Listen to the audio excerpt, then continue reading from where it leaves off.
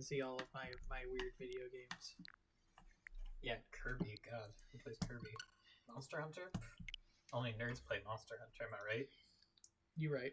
I got a hella common name. No, Jen, that's fine. I'm not, like, critiquing your name. I'm just like, what are the odds two people that are either fans of, or at least understand the historical significance of Abraham Lincoln following person named Abraham Lincoln? That's how this all started. Like, it started in high school. Have I told this? How do I get this to source to here? Didn't we have to figure that out? I'm sorry. I just don't want to have the... plug it into the monitor. Yeah, then plug it from there, and your donuts are underneath it, so don't... Yeah, don't go eating the donut. Yeah, that would be bad.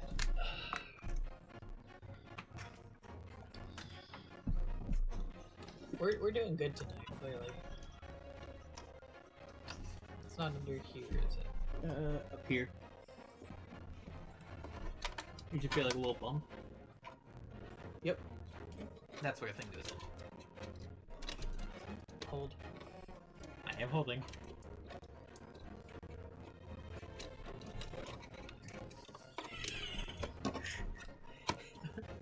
Would you like some help? Oh, Alex, also, you only need the one. This splits it into audio and... Well, that would help explain why some of my confusion. I was like, wait, there's only one bump. Yes, because this is for a microphone, and you're not going to be microphone that. Words. Wait. Got it. And I hear it. Victory. Okay. Pog. So, after my rampant professionalism is on display, we're gonna get back to putting Beppo out of a job. Beppo, no! In case you didn't see last time, we're in an effort to prove that we are lawyers. Wait a minute. Is there like a volume? Oh, it's down here. Hee. Thank you. We're trying to solve a murder mystery that we just kind of got plopped in front of us.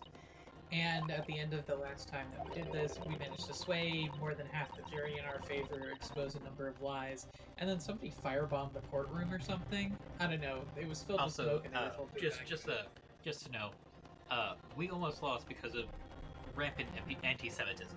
Mm-hmm. Because our friend here is rich, and so everybody's just like, ah, yes, he is a, and then just insert whatever anti-Semitic thing you want. He is Jewish. I was going to say, to the point Doc said, I'm not sure if I'm allowed to say this. That's always a good sign when someone goes, I don't know if I can say this. Yep. So, it turns out it wasn't a firebomb, it was a smoke grenade. It sounds like the sort of thing ninjas use. They're just making sure everything is safe. I think the trial will start again before long. But who would have done something like that? The police managed to catch someone who was trying to flee the courtroom, apparently. It's a young girl of around 15. Can I bother you for 1 second? Yes. What do you do in this case?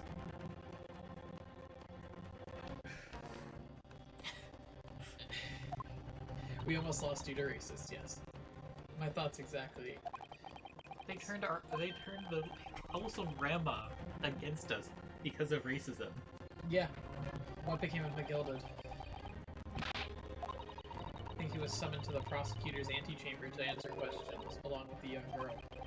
Why don't we get to be in on this? We're his legal counsel. Who needs that?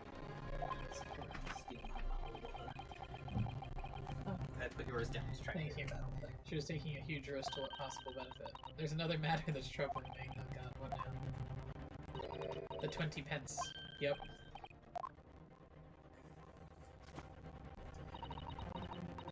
Mr. Beppo! Beppo!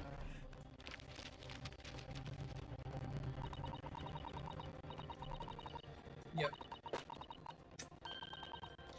Thanks, I'm glad to see that elementary school math is coming into play. You actually had to pull out her notebook to... I know well, she was recording the testimony. I know, but it really feels just like, okay, let me write this out. Okay.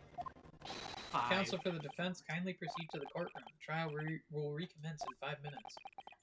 Thank you. Well, whoever she is, I imagine this young girl will be asked to take the stand and testify now. Really can't imagine what she's going to say. But it could alter the whole direction of the trial. Susan, soon enough.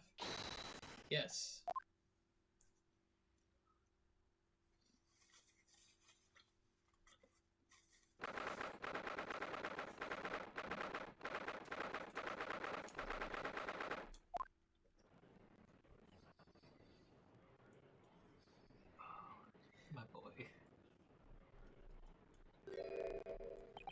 There's a young girl next to Mr. McGilded. Well, after a rather eventful recess, the court will now resume the trial of Mr. Magnus McGilded. Now then, Lord Van Zykes. My lord? I believe you have established the cause of the smoke you failed in proceedings earlier. It seems to have been an advanced form of smoke grenade, the sort of typically employed by the army. Good gracious, the army? What in the devil's name? It was an elaborate attempt by a young girl to cloak her escape from the public gallery, but she was caught. And now occupies the stand. Your name, girl?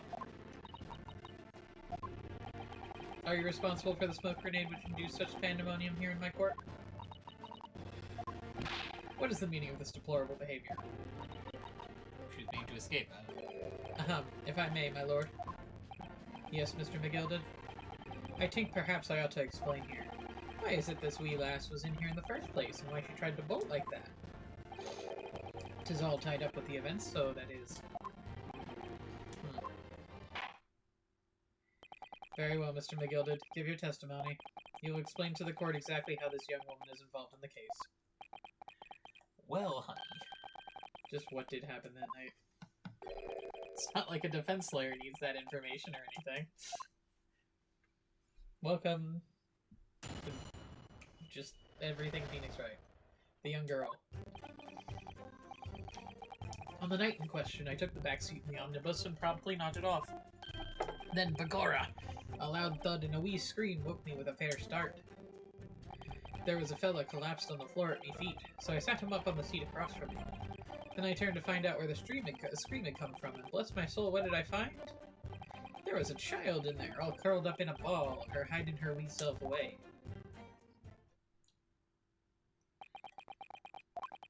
I remain somewhat baffled, I confess.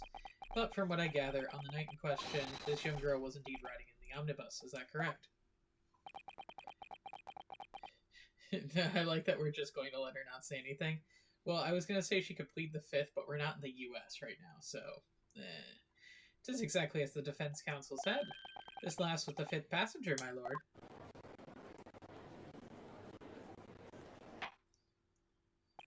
Very well.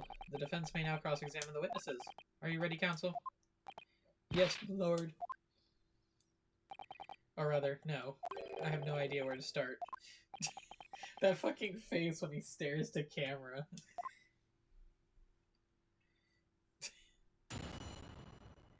Alright. The night in question, I took the backseat in the omnibus. Okay. Let's just start doing the typical. When you first got onto the omnibus, were there any other passengers already on board? There were not. The cabin was empty, and there was no one on the roof deck either. You were the first passenger, as it were, I see. Aye, and that's why I took the backside as I did. Just the most comfortable, so it is. Could you explain exactly what you mean by the back seat? By all means. Just how you already described it earlier. I'm talking about the seat opposite the one in which the poor gentleman who was stabbed was sitting. Like I said, 'tis the most comfortable and where I feel most at ease. And of course, I enjoy gazing through the skylight from time to time as well.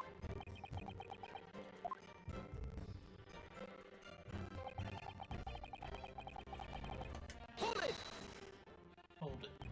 A loud thud, you say? A scream? Aye, that's right. How can I explain it? 'Twas like the sound of someone falling to the ground. That sort of noise. So you think it was the sound of Mr. Mason falling to the ground after having been stabbed? Well, now you'll remember I was asleep at the time, so I wouldn't like to say. And when the sound woke me and I opened my eyes, there wasn't a soul to be seen in the carriage but the fellow on the floor. Ah, you didn't see anyone. But at the same moment, you did hear a scream. Ah, from the seats above you on the roof deck, I presume. Not above me, no, my lord. 'Twas from inside the cabin. But I wasn't altogether thinking about the scream. No, I was too stunned by the desperate sight before me eyes. There was a fellow collapsed on the floor. Oh no. Hold it! You set him up? The victim, you mean? That I did, on the seat across from me, as I said. You could plainly see the poor devil was already gone. You wouldn't leave a dead man lying on the floor now, would you? 'Tis common courtesy, so it is. You didn't alert anyone? I find that a little hard to believe. Ah, Lord Van Zykes. Now, why would that be? You wake up to find a man lying dead at your feet in the at the floor of the carriage. Any normal person would hail the cabman. Any upstanding member of London society, that is. What are you trying to say? Well now, as you know, I'm in something of a special line of business. The business of lending money at exorbitant rates of interest. Unfortunately, my lord, not everyone is thankful for the help I offer them. Some would see me dead. So I do try, where at all possible, to avoid getting myself in a tangle of trouble. Are you suggesting that you were just going to leave the man there? Heavens alive, no. I was always intending to report it, so I was. Only, I had a mind to figure out the whys and wherefores first. The whys and wherefores? Right, you are. There were some details I wanted to understand before anyone else got to meddle in. That wee scream I heard, for example.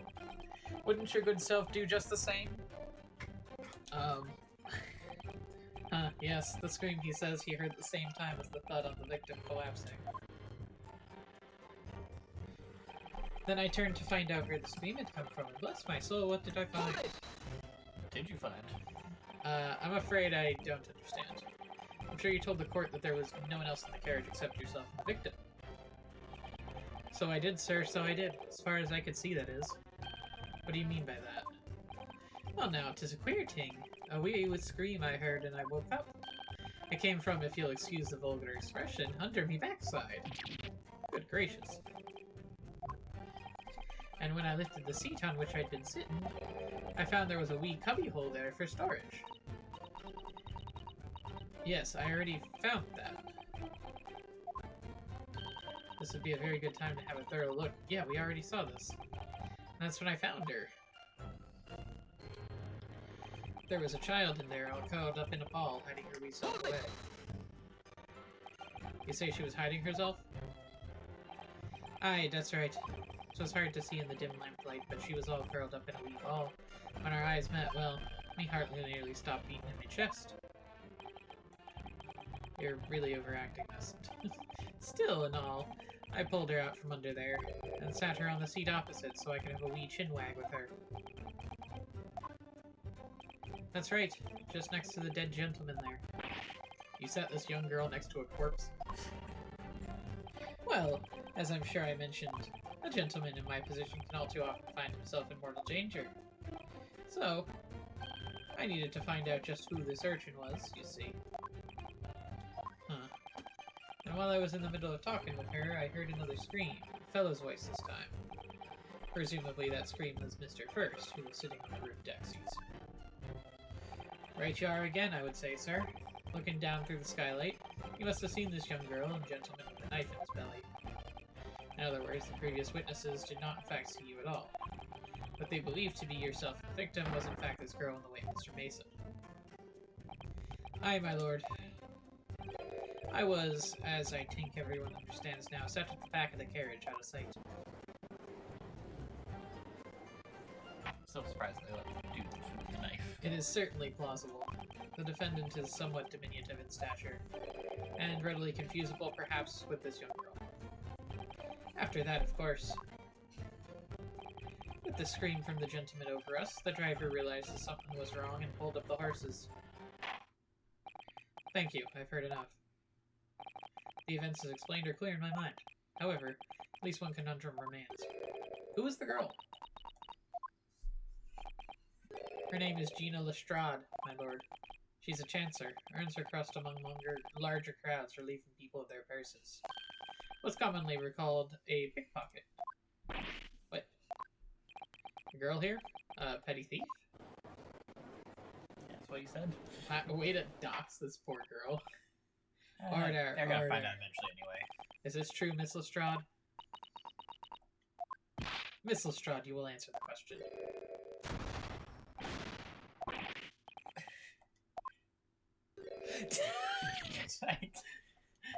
Sure. The girl, she's gone. Open your eyes. I'm over here. Good gracious, how? What was the point in that little sidestep? I know what you're a lot of thinking. Grown-ups are all the same. This dirty little dipper, you say, she slipped up and got caught on the job. She got herself backed into a corner, so she knifed the gent. Go on, that's the worst in your heads, ain't it? No, not at all. This is a court of law. We're here to determine the truth, not cast... Sure. Look, knives are for cowards. Only thugs use weapons like that. All I need for what I do is these fingers. I'm a professional, alright? Maybe not in your eyes, but I got pride in what I do. Yeah, I'm very impressed with the skills. Yeah. Let me guess, you don't count smoke guns against weapons for thugs. Oh, this? Yeah, this is in the bag I lifted the other day, down where they keep the four-wheeled drags. Nice, ain't it? I like the pink the best. Wasn't that... Oh, no. That's Holmes's thing for He sure. stole from Holmes and now he's gonna get dragged into the plot. No! She just got doxed, yes. Ah, do not wave that thing in my direction again. Is this gonna be broken glass for 5? So, or is this 4? you admit that you were riding the omnibus on the night in question.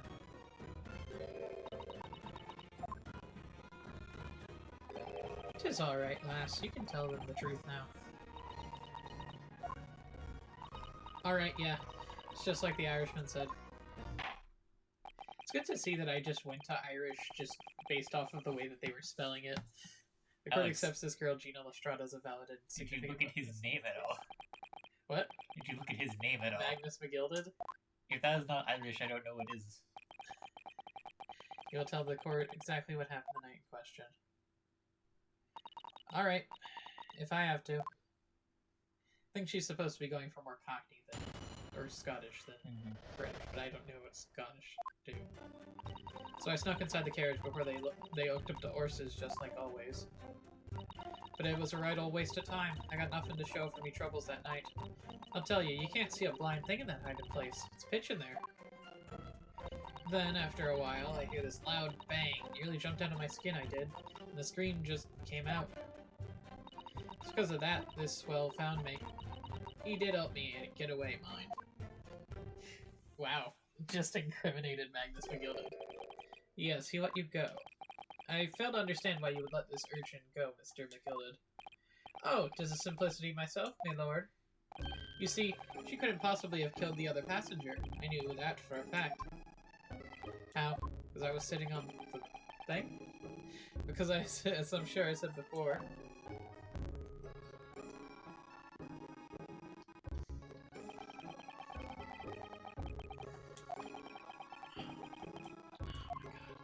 Okay. I think a demonstration is required. I just want to make sure. I don't know if you invested down. Yeah, we already did. I know we have. They don't know we have. I know. That's what I'm trying to say. Also, wasn't there a You bunch can of... fit a whole ass body in there. Weren't there a bunch of tools in there that we checked? Yeah.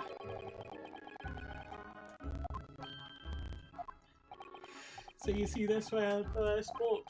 I knew that if the police found her there, they'd automatically assume she'd done it. But I couldn't live with myself if the young life was ruined when all the time I knew she was innocent. Even though you must have realized your action would result in your own innocence being called into question. Not at all, my lord, not at all. I know it in my own heart that I was innocent. So I thought it was worth taking a punt on my own good name for the sake of this less fortunate lass. Damn, he's really knows how to... Oh my god. He's really good at talking for himself. Switching to not guilty. Now it's just juror number 4. With calm, calculated reasoning, one arrives clearly at the truth every time. Can I move your mouth a little bit? What? Because every single time you... Oh, I'm sorry. After, like, you're hitting that, just... I'm sorry. It's Saints alive, all it 6 was members just of the jury consensual in their leaning of a verdict of not guilty. Oh, you still gotta figure out who it's that Mr. guy. Naruhodo, this is, well, it must mean... what? We're victorious. We've won? Are you sure? Objection! There it is. Excuse me? If the sight of my iron-hued Wellington offends, pray do forgive the discourtesy.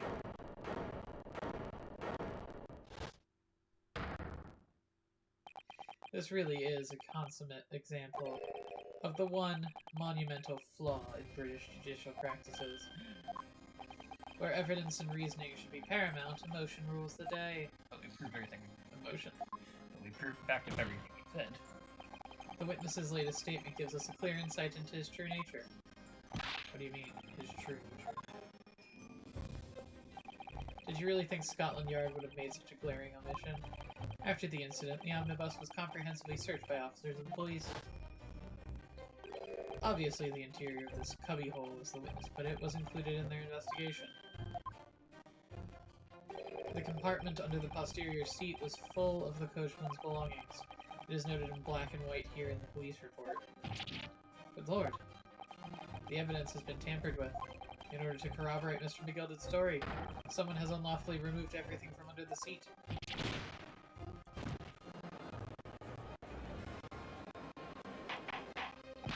Order, order. How could such a devious contrivance possibly have been effected, counsel? Naturally, we must acknowledge the deficiencies of constabulary in allowing this to happen. However, I assure you, when the omnibus was wheeled into the courtroom this morning, the compartment under the seat was not empty. Well, my Nipponese friend. Me? When the carriage was submitted as evidence, doubtless you examined it in fine detail, as would any self-respecting practitioner of the law. Pray, what did you find in the condition of the underseat compartment to be? Oh, to be sure, the young gentleman would be able to clear this up in a jiffy. Oh, he's asking me to lie on the stand. Go ahead, you tell the court now, fella. How this is all an elaborate excuse by the desperate Lord Van Zykes. Oh, shit. But we saw inside, we saw that there were items, but like covered up about half the place. Yeah, that... I mean, I guess. I'm just saying. So, like, they're asking us to lie. How am I supposed to answer? What can I say about the state of that little compartment under the seat in the omnibus? It wasn't empty. I really don't know if giving this answer is helping my cause as counsel for the defense, but as far as I remember at least, when I first examined the compartment, I'm fairly certain there was a number of articles inside it, yes. Are you sure, counsel? Alright, be whist. What are you saying now, you daft dog? I thought you were on my side here. That, doesn't look good for Mr. McGilded. What game are you playing? Your task is to defend the man in the stand. Why would you say something to compromise his position? It is the truth.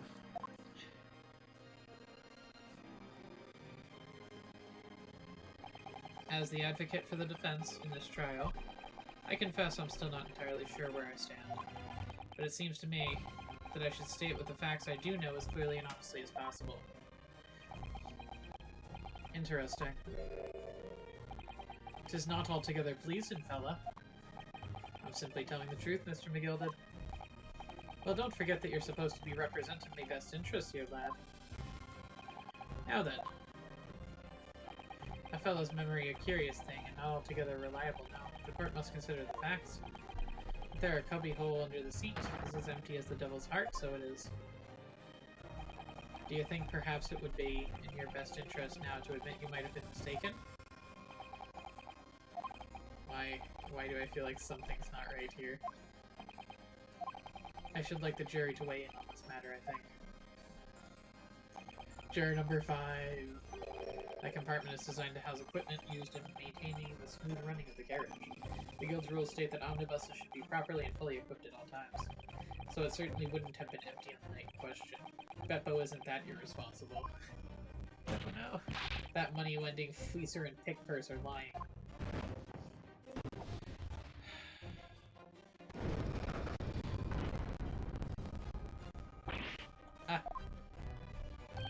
I can't believe I was nearly taken in.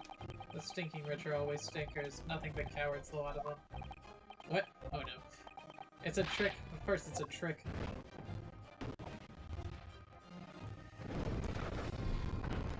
Beppo, no. Let Beppo do now. Quite so, I must concur here. And we're back to even. With calm, calculated reasoning, one arrives arrives clearly at the truth every time. Yes, but every time a different truth, it seems. You okay? I was going to say, I realized I never actually checked to see how the sound is, so I went to go and pick up my AirPods, and I don't have them, so I'm gonna go find them. Have fun. Keep dealing with that, though. Save that, though. I'll also, try. maybe our clients. But mostly that. Yeah. Before we proceed any further, there is the matter of the outstanding cross-examination. Counsel for the defense, begin your questioning of the witness, please. Yes, my lord. What just happened? The whole balance of the trial just shifted almost beyond recognition. Yeah.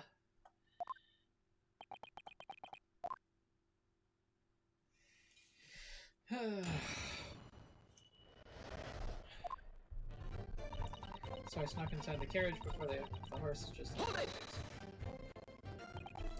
So you were already in the omnibus before it even set off on its run? Well, yeah, I mean, what's the point of spending a Joey just to make a few bob, eh? That's a rum idea, isn't it? Suppose she means there's no point in spending money to make money. Actually makes sense. Counsel, may I remind you that this girl is a petty thief? Kindly refrain from entertaining her tenants. Well, it does clear up the little mystery of the fares and all. 4 paying passengers and 5 pence apiece, making 20, to which the captain testifies. I suspect. You have to give me a second. Sure. This thing is stupid. There's a 50-50 chance that whenever something happens with the switch on the streets, it just the thing just like doubles and fucks up. Ah. I've been like that for the past like 30 minutes, most likely. Alrighty, I will just scoot my boot. I am impressed by her coin flipping. That is very hard to do. So all we gotta do is delete this, make a new video capture. Deafeningly loud, and then we make it fit the screen.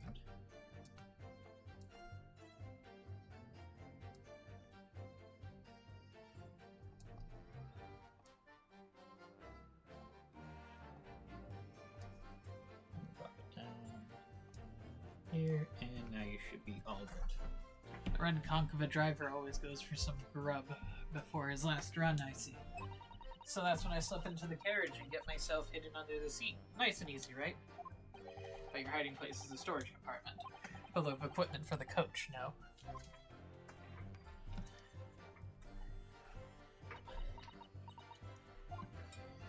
Yeah, there's brushes and buckets and whatnot in there, sure. But I always chuck it all out and cram in a corner somewhere. No one ever seems to bother much. And yet, according to the report filed by the police officer who first arrived on the scene, the compartment was full of such paraphernalia. Well, I don't know nothing about that. Like I said, I moved all that stuff out so I could hide under the seat. That's all I can tell you. It seems we reached the end of that line of inquiry. Continue. I mean, I'm just gonna say this. They could have just... She could have just had it on, like, the back seat. Then he gets stabbed, and McGilden shoves it under the seat again, or whatever. But it was a right waste of time. I got nothing to show for my troubles that night.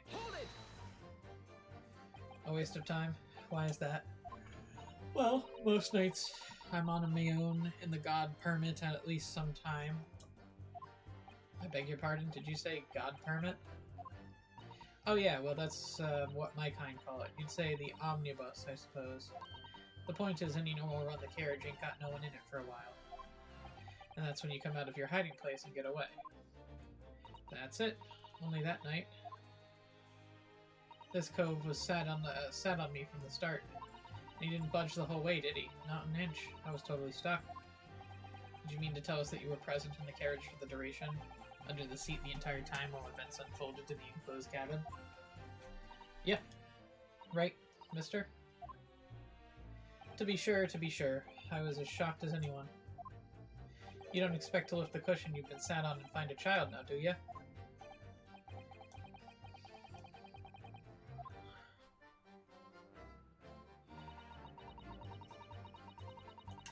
Hold it! So you couldn't see out into the cabin at all? Not a jot. Most days I push the cushion up with me head and look out the crack. Then I can have a butcher's at the hole who I'm gonna fiddle. I thought you were a pickpocket, not a butcher. I mean, I can't have a look. The seat I got under ain't as plush as the other one, see?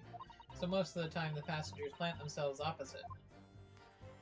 But for some reason that night, this here Irishman spent the whole journey right over me head. And for that reason you weren't able to push the cushion up to peek out, I see. Truth is, I ain't too happy in small dark places. Feels too much like being thrown in the clink. But it's the only place I hide in them carriages, so Upson's choice.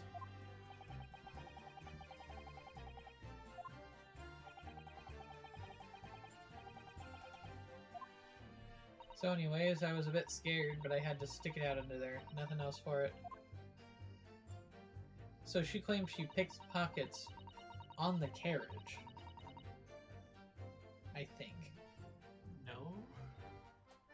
She hops in the carriage to get out of time for pickpocketing. There's nobody in there, so she hops in there and then escapes afterward. But she said that she would always get out and escape when no one was around. Yeah, hop in there, but normally it's empty. It drives her away from where she's pickpocketing. She hops out before anybody gets on. I guess. Could have been, I suppose. I don't remember so well. Point is, it made me jump. You let us scream involuntarily. That's right. And then I felt the cushion over me head getting all lighter all of a sudden. Presumably when the defendant got up in order to help the victim, yes. Or not. It could equally have been the moment the accused stood in order to stab the victim, could it not? Well, girl, did you see what happened at the crucial moment? Yeah, I saw it. Excuse me? I pushed up the cushion at a quick butcher's while I had the chance, didn't I? The Irishman was sitting up the bloke what had fallen on the floor of the seat opposite. Okay, that backs up our story. But then the fellow suddenly turns and looks right at me. Sunk back down again, but it was too late by then. I should have never risked looking.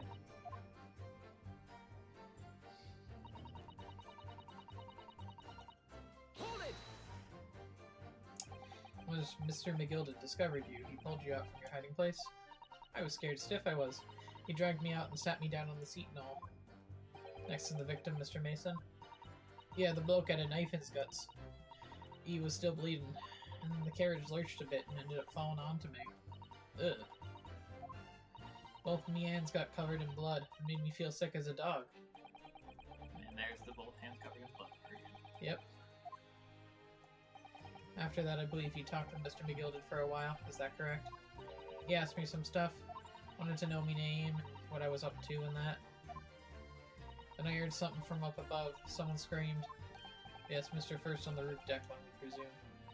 Well, I didn't want no one seeing me face, so I didn't look up.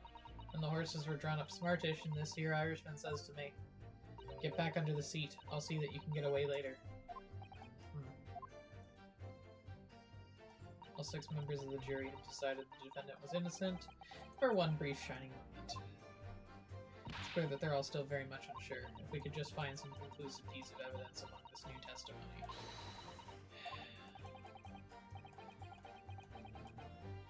Something's bothering me, but I just can't quite put my finger on it. Okay. So, let me... What evidence do I have? Armband, autopsy report, single stab wound, crime scene photograph, debtor's ledger won't help, murder weapon won't help. I guess the omnibus is probably the thing that I have to present.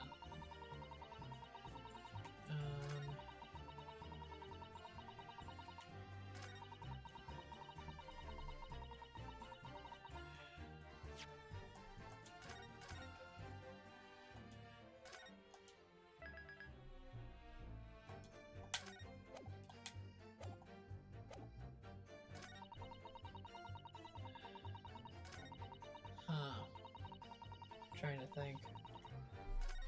I tell you, you can't see a blind thing in that hiding place. It's pitch in there. Fuck.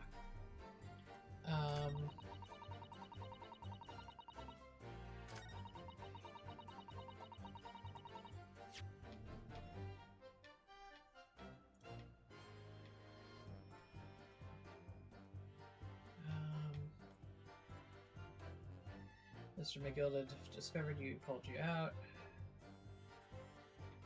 Like, all of this stuff checks out. I'm not exactly sure what doesn't vibe. You know what I mean?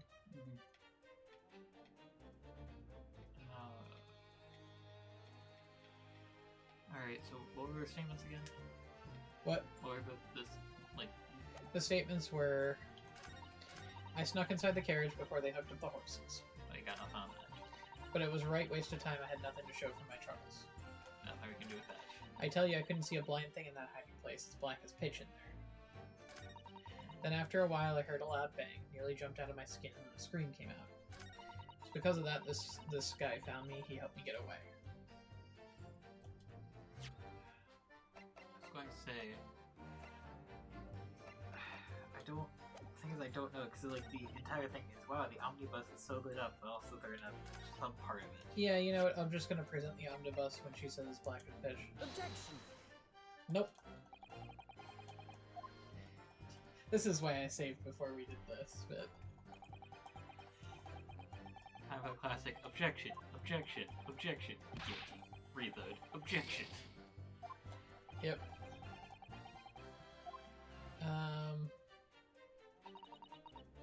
Wait, they heard a bang, Yeah. but they killed with a knife. How the fuck was there a bang? You present the knife on this. Objection! Nope. What the... I don't know. I'm trust me, I'm trying to suss it out myself. We'll try an omnibus on that one too.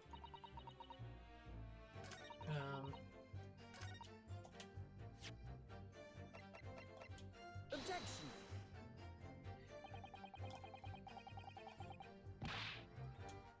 This is the one. No, it isn't. No?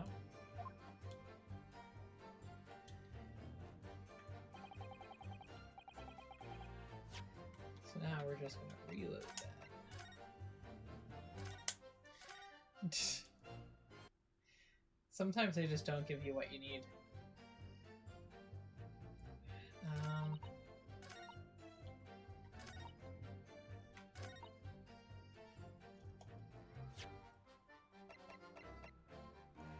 Objection!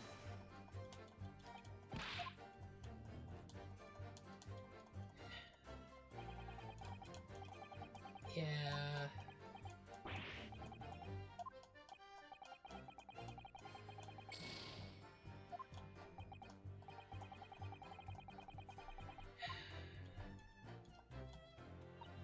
Alright, let me just read through these statements again.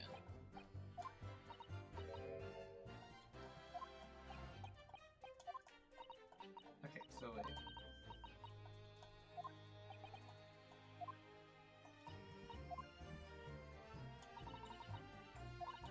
So you're saying something didn't add up, and then we're trying to base the statement off of it? What? So you're saying something didn't add up, and then we're trying to prove evidence, something like that? Yeah.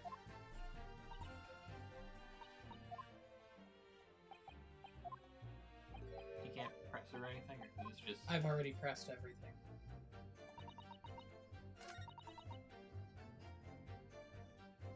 You have.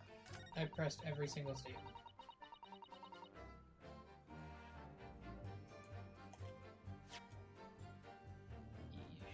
You sure? Yes. Because when you press them for something, something should happen. Remember, you have to look at both I witnesses. have been. Hold it!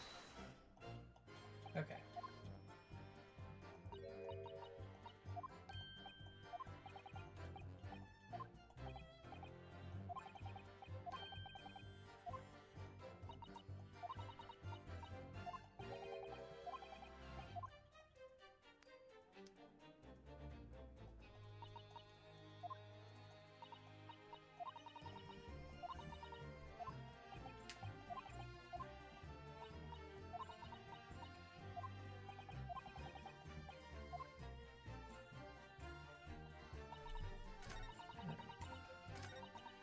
Hold it! Waste of time. Yeah, got a permit.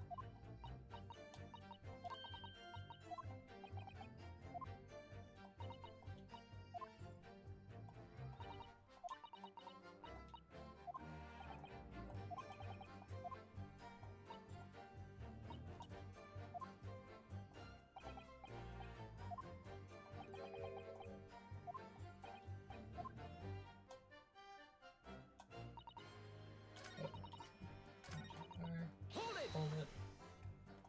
so you can see it. It's the cabin, not at all.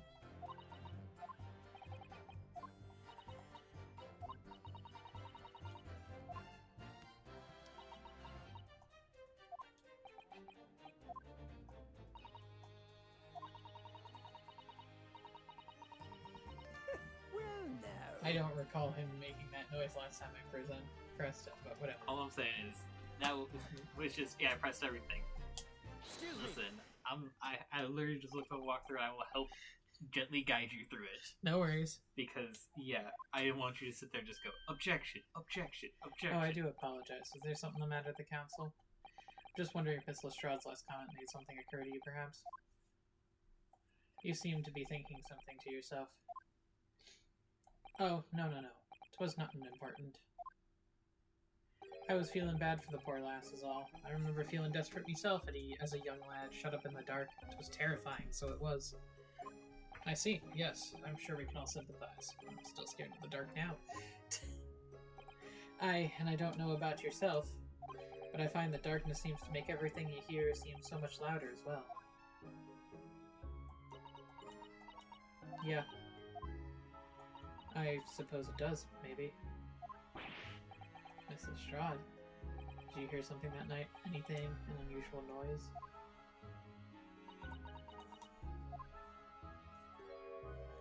Nah, not really. All I could hear was the Irishman snoring. But jobbers, there's no need to tell the whole world of me foibles, you little scamp. What a pity. Yeah, it really feels like he is paying her to lie. What, a rich person? It's profoundly important. Totes, my lord, I believe that statement just made by the witness is profoundly important. But all she said was that she heard nothing. Yes, which is profoundly important. Almost sure of it. I'm almost sure I don't understand the inner workings of your Eastern Mind Council, nevertheless. Miss Gina Lestrade, you will supplement your formal testimony by repeating that last statement, please. What? Supplement? What are you on about? Don't give me all your fancy talk. I know what you're trying to do. Well, it won't work on me. That's right, insult the judge. Always a good move. I was straining my ears to work out what's going on, but all I could hear was snoring. Hold it! So you were straining to hear what was happening in the entire time, since the moment you hid yourself? Not exactly, no. Sorry? Well, there was no one in the cabin to start with. I could just push the cushion up and have a butcher's to see what was what. But then, when I saw this swell getting on, I got my head down so he didn't notice me. And Mr. McGill had sat on the seat under which you were hiding, correct? Yeah. Would you Adam and Eve? Eh? What a mug. So all I could do was listen. I was waiting to jump out of here as soon as I heard him leave, see? But wouldn't he? Not likely. Even though we stopped there and there, never heard that door open again. So I just had to stay put listening to him drive in. I'm driving his pigs to the market, snoring away like the old dog he was.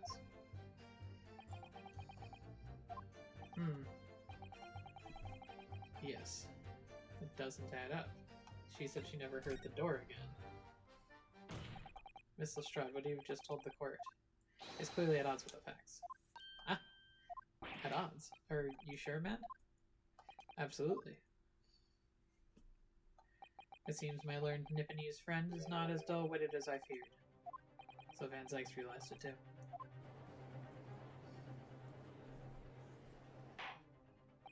Counsel, I must insist that you bolster your claim with evidence, or some complicit party member's name at least. Yes, my lord. Expect you to demonstrate this alleged contradiction to the court. According to Miss Lestrade, while she was hiding in the omnibus that night, she heard nothing but the sound of Mr. McGill's snoring, but think.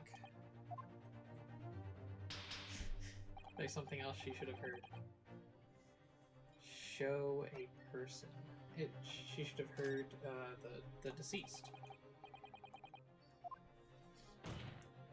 Particular sound she could not have failed to hear on that night.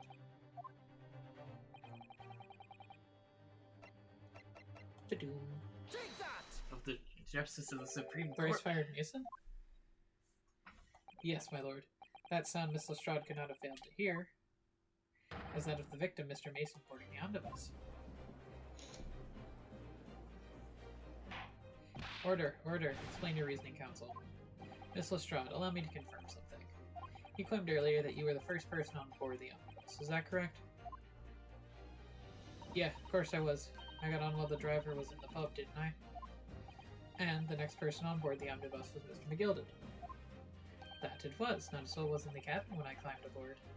Or at least not in plain sight. So you were, to all intents and purposes, alone in the enclosed cabin of the omnibus at that time. Did I not just say as much? I wasn't traveling with anyone else, if that's what you mean. Yeah, I saw him get on, remember? Through the crack under the seat cushion. He was on his own for sure. And, from what we've heard, the carriage made a number of stops after that on its onward journey. During which time did you not hear the door opening or closing at all? Nah, never heard it. That's exactly what I was listening for, weren't I? Waiting for the swell to leave. In which case, when and how did the victim end up in the carriage?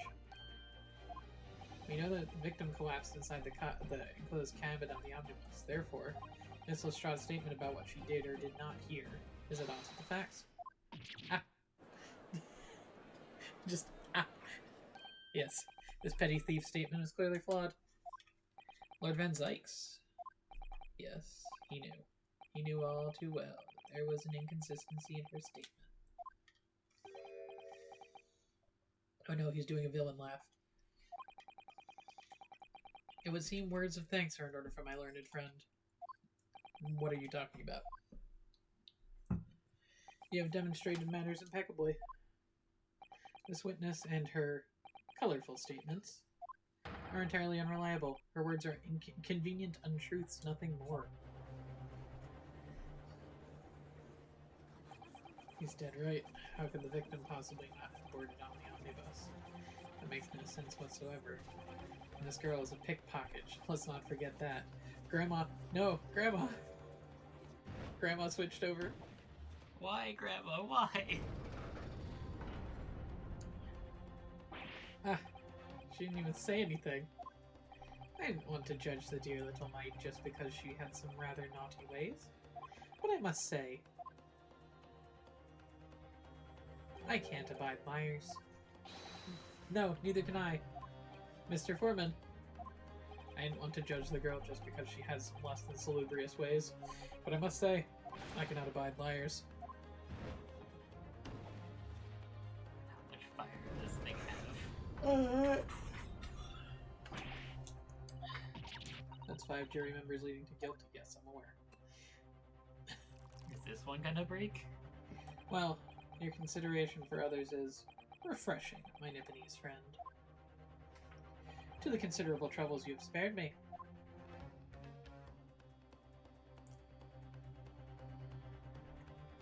Yes, very refreshing.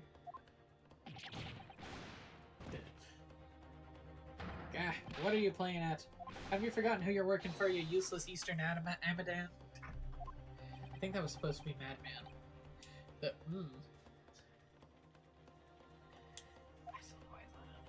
Juror number 2 is the only one left. Mr. Naruhodo, the way this is going. I know, if we can't find some new way to convince everyone of Mr. McGilded's innocence, the judge will rule we'll have lost. I very much wanted to believe the words of one of London's most respected gentlemen. But those of us in service, we must accept hard truths. Hold it! Ew, why is he licking his knife? Dog, I don't know, man. He's a creep. Hold it. Yes, the witness's last statement seems to have revealed a critical inconsistency in her story. However, if we consider the possibility that her statement is in fact the truth, it may shed an entirely new light on this whole case. What are you saying? Dog, I don't know what I'm saying. You know what he's saying? That's very simple. Counsel, I'm sorry, sir? Whatever do you mean? Counsel, I will not tolerate you attempting to prorogue my adjudication. Oh, Jesus. it's very simple. If she did not hear the door open, but the man still appeared, that means...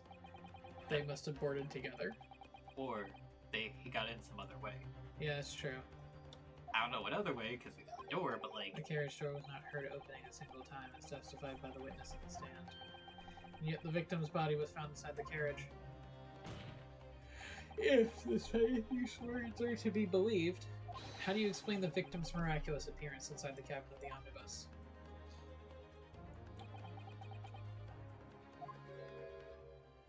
There's only one way to explain how the victim came to be inside the carriage. Well, I could probably confidently cross off the last one. And Look at they put in there after he died. yeah, we can probably also assume that he wasn't in there already because both of them said no, so there was another entrance. Another entrance? Good question, but Damn good question. If the door wasn't open even once, the only explanation is that the victim entered the cabin some other way. Objection, yeah, understandable. I always wondered what new fantasy you'd come up with in your blind panic. But behold, the omnibus is here for all to see.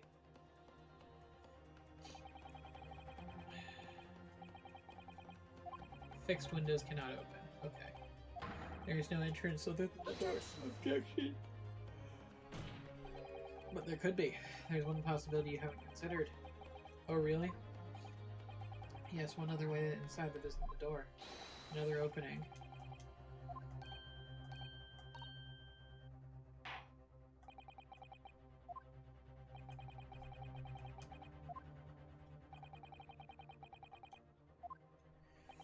It's gotta be the skylight. that would also explain the thud Yeah? of a dude falling through the skylight. Yeah. Which means that he probably got stabbed up above, and it was one of the two guys up there. They dumped him down the skylight, he hit the floor, it woke up McGilded. McGilded picked him up and put him on the seat, and then those two did it too. Okay, I say the skylight. Unless the very small chance that he fell on his own. But that is very That is unlikely. also possible. Yeah. Unlikely, but theoretically it's possible. Your ludicrous proposal is almost have me lost for words. However, objection. Shut your face. The skylight may be very well large enough for someone to pass through. Objection! So you claim. But do you have a shred of evidence to support your addle-brain theory? Both Mr. McGilded and Miss Lestrade said the same in their testimonies. They each claimed to have heard a loud thud such that the noise someone made falling onto the floor. Yes, which has already been explained, as the sound of the victim falling from the seat having been assaulted with the dagger. Yes, it has, but would a man slipping from the seat onto the floor really have made such a loud noise as the witnesses described? A noise loud enough to cause Miss Lestrade to let out an involuntary cry? Yeah, perhaps in fact. That was the moment the victim made his entrance into the cabin. No, let me rephrase that. The victim didn't enter the cabin as such. He fell into it. Objection! You're now suggesting that the victim fell from the skylight into the cabin. That's simply impossible. How can you be so sure? Because if the victim had fallen inside through the skylight, as you say, the passengers on the roof deck would have seen it happen. And yet, not one person made mention of such events in their testimony. Well, yes, that's true, but, hold it. From McGilded. I was gonna say, I never went that Might a far. humble But fellow make such a wee comment here, Mr. McGilded? To be sure now, the two fellows who were sat on the roof that testified before said nothing of the victim falling through the skylight. But it seems to me, my lord, that it's not so much a case of them not saying, but... Aye. 'Tis a case of them being unable to say. What? I think perhaps the two fellows do be having something of a compelling reason not to mention what's happened. Would you not agree, fine ladies and gentlemen of the jury?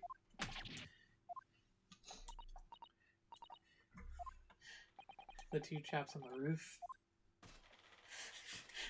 You mean the ones who stuck the knife in the man were... Ah! Grandma! Hold it. Oh shit, it's these two. They were still here. What exactly are you insinuating here, you blitherer? I don't know. Just go. You rotter, he said. You rotter, what are you insinuating? This is a flaming outrage. I have a good mind to give you a blinker in a minute. He'll give you a shiner in a minute, he said. And so will I. I think that goes a blinker, not a shiner. You're effectively accusing me, a city gentleman and well-respected banker. Is that all he has to say? And me, a very angry hatter. It's all he ever talks Suggesting about. that someone like me could have Steve stabbed Baker. that man in the guts. It's a disgrace. It's scandalous. It's I protest in the strongest possible terms. Yeah, you did say the Hatter did it last stream. That's right, I protest too. About you, you rotten scoundrel. I also like that the urchin girls shifted to the other side of McGilded. I will not permit this wanton invasion of the stand. Return to the anteroom at once. This is beyond reason, my lord. It's outrageous. It's very hurtful, you know. My lord, if I may comment. Go ahead, Lord Van Sykes. It was the defense that incited this outburst from the witnesses. My learned friend has seen fit to abandon all protocol and accuse the witnesses without proof. Accuse? I never intended to. It seems, young Nipponese, that your command of the English tongue is wanting. You propose to this court that the victim fell through the skylight from the roof deck of the omnibus. The hypothesis cannot stand without the rooftop passengers being aware of the events. You have branded these gentlemen liars, and have intimated their criminal guilt. In our British courts of law, this is what we termed a baseless accusation. I know it was rash to put the idea forward without any evidence, but you can't just dismiss it without a second thought. What are we wasting time for? Get them to testify. I thought that there was something fishy about that hat from the moment I laid eyes on the fellow. We have to see this matter through now, one way or another. There's filth and there's rubbish in our midst, and we must dispose of it at once. He's too woo to be innocent, says Jen about the Hatter. The spectators in the public gallery they're in complete frenzy. Mr. Fairplay and Mr. First. My lord?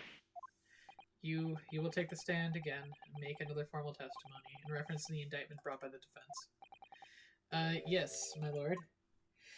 I didn't come here for this. There's no time to think this through. All I can do is keep pushing forward. Witness testimony. Refuting the accusation. There were only 2 people up on that roof deck, dead or alive, I swear to it that. If anything happened where we were sitting, don't you think one of us would have noticed? In any case, neither of us know the first thing about the victim. We had no reason to kill them. The skylight was shut the entire time, I tell you, it couldn't have possibly opened. If you're so sure the victim fell through the skylight, where's your proof?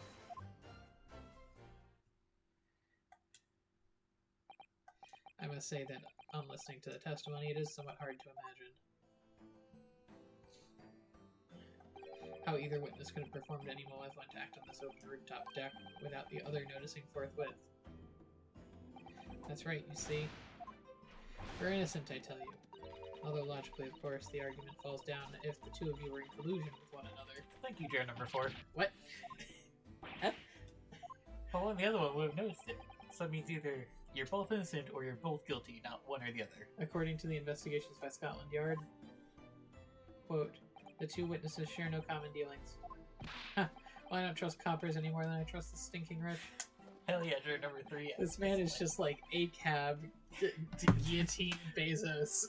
Eat the rich, a cab. They did it together, yeah. Alright, the trial was going in our favor, really. So why do I feel so uneasy? Counsel for the defense, over to you. Your cross-examination, please. Oh yes, my lord.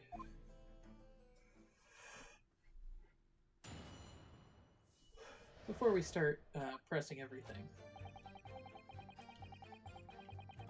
I want to check one thing. Can I not check people? Court record. I don't have the option right now. I wanted to see what the names, or the first names of these people are. Because we still have to match the M on the knife. Bruce Fairplay and Lady First. Shit. Neither of them start with M or W. Alright, let's start pressing. So at no time did the victim, Mr. Mason, climb up to join you on the roof deck? Absolutely not. Dickin. No question about it, he said. Not at all. Oh, but yes, of course. I remember seeing that both.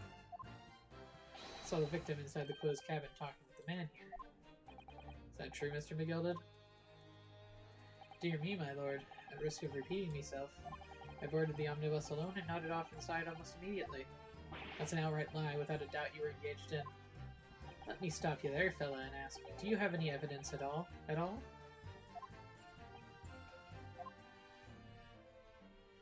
is all about evidence in the courts these days, so it is. You'd do well to remember that.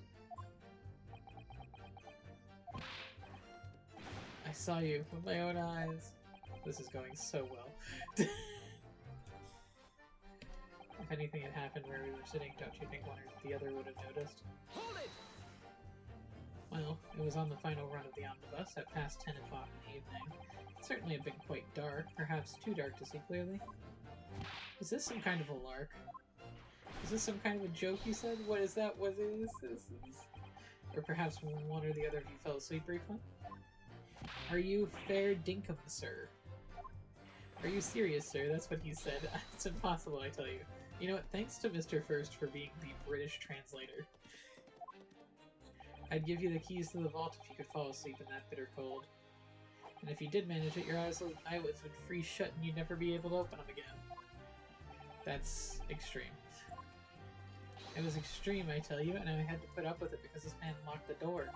Any true gent would have unlocked it and let me in when I knocked. I'm dreadfully sorry about that, young fellow, but you see, I was away with the fairies and I didn't hear you at all. That's a lie. I saw you through the glass. You were talking to someone. Now, 'twas a cold night, so it was. People do be seeing things that aren't real in the cold. 'Tis hardly surprising. Seeing things! Seeing things! This is why they only let one person on the stand at any given time.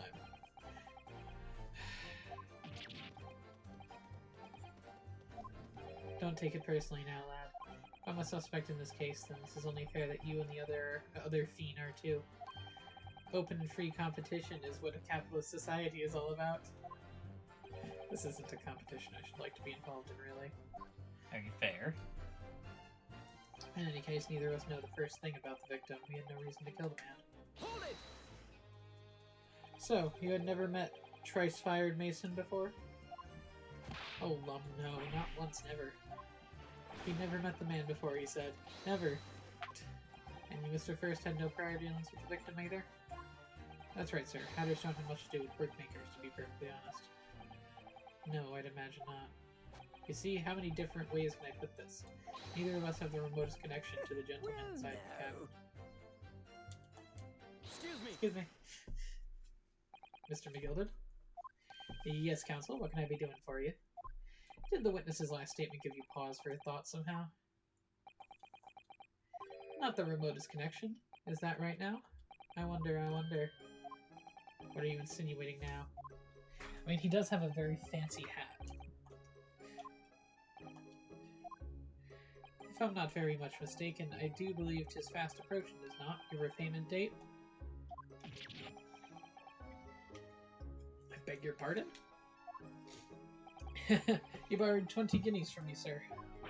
At an unconscionable rate of interest. You tricked me. It's extortion. Well now, is that a touch of begrudgery, is it?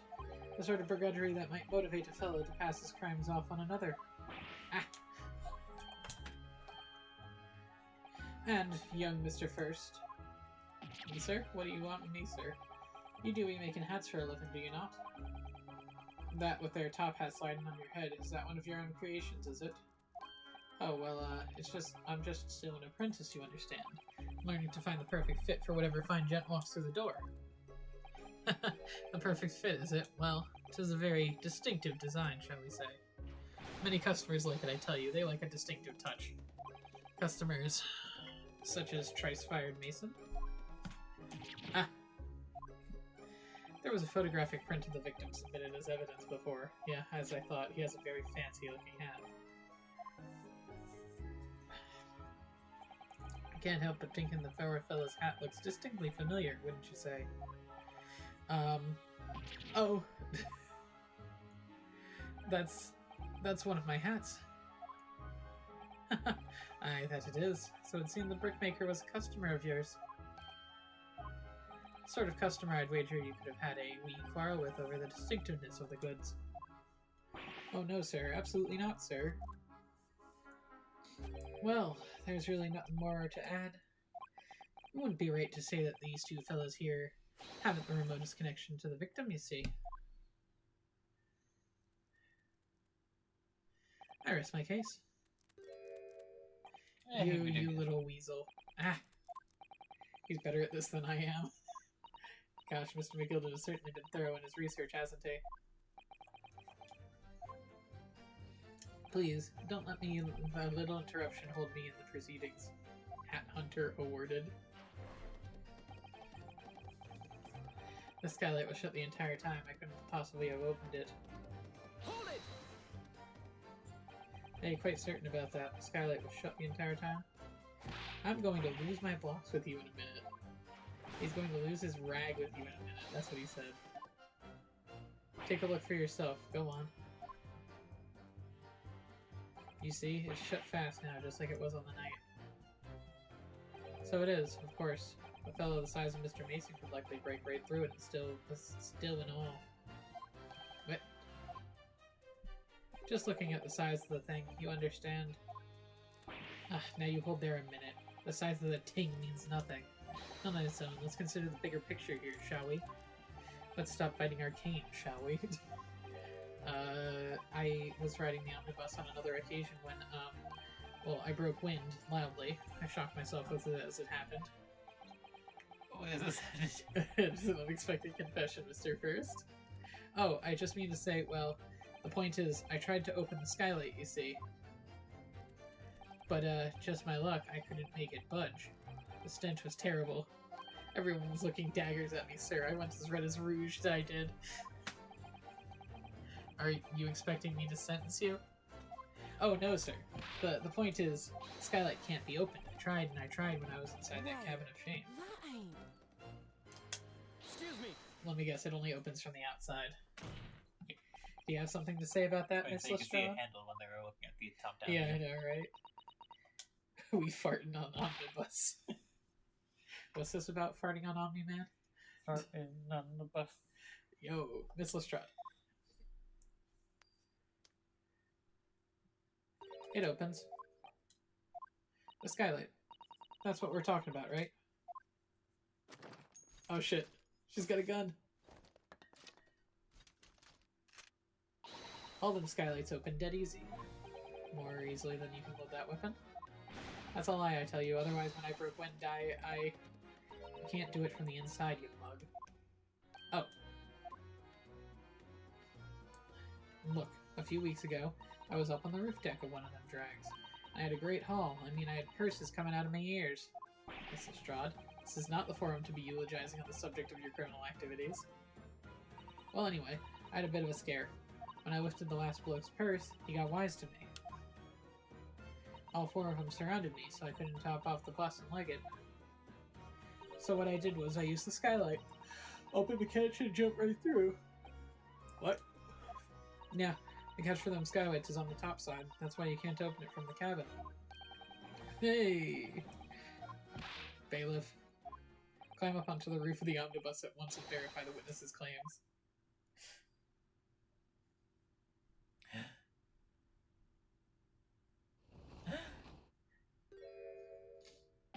Ah! Oh, my hat! See?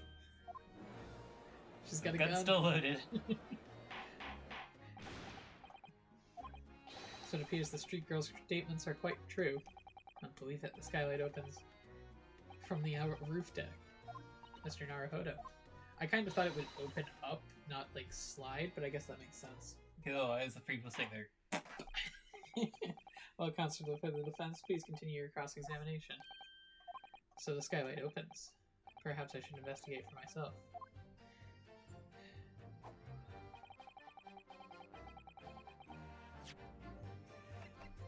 Examine the bus. The bus. So the skylight was fastened shut before, but now the catch has been undone, we should be able to open it. Oh my god. You know what I see, Alex? can certainly see inside the carriage through this opening, that's for sure. Yes, and there's a lamp in the enclosed cabin, so I'm sure the witnesses would have been able to see quite clearly. It's not good for us. I have to technically view from the inside. Oh yeah, maybe that's it. Because I see something on the thing.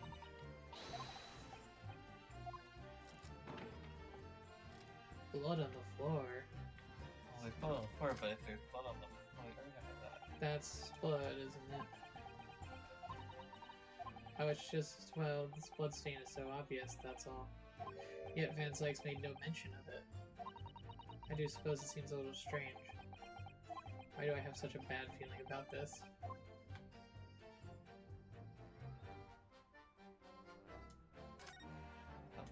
Yes, it does open very wide, doesn't it? Why don't you kick someone like you through, certainly, Mr. Naruhodo? Why someone like me? Ah, what is it? Look, just here. Look at this. Bam. That's without question. It's blood. Why would there be a blood stain there? Oh, surely. It can't be unrelated to the case, can it?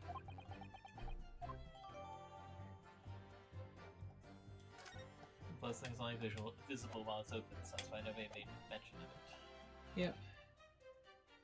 Alright. Where's your proof? I found is the bus. The man really farted and Dutch ovened everyone on that omnibus. The night in this question, the victim was fatally stabbed in the stomach, and immediately afterwards, the victim's body was pushed through the skylight into the cabin below. Those were the facts. And the irrefutable proof remains clearly visible in the omnibus that stands before us in this very courtroom. What? That's utterly humbug. You can't possibly have any evidence. No, you can't. I mean, we didn't do it, I tell you. That's impossible. Irrefutable proof here in this courtroom. 2. My lord, I believe everyone would appreciate a little clarification here, huh? Where exactly within the omnibus is this evidence to which you allude? We'll point out what it is that proves the victim fell from the roof deck. Boop, boop, but yeah. Oh, I hit examine, not present.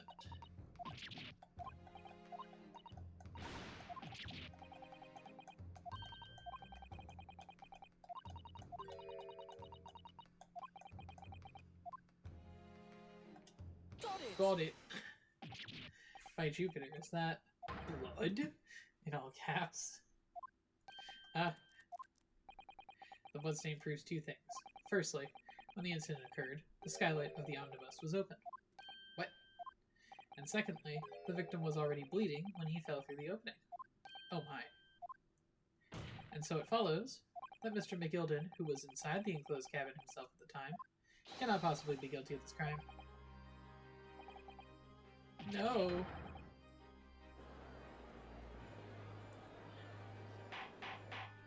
Order, order, order. Hold it. Hold it? Oh. From fair play. But the blood couldn't have sprayed up there when the fellow was stabbed inside the cabin? And only found its way into one particular spot on the skylight? Sure, that would be very convenient. And let's keep in mind that the skylight catch can only be unfastened from the roof deck. I myself wouldn't have been able to open it now, would I? But, there's no way to know for certain, is there? If the gent really fell through the skylight, I mean. Why don't you have a good look at the floor of the cabin between the 2 seats, Mr. First? 'Tis all too plain, if you see.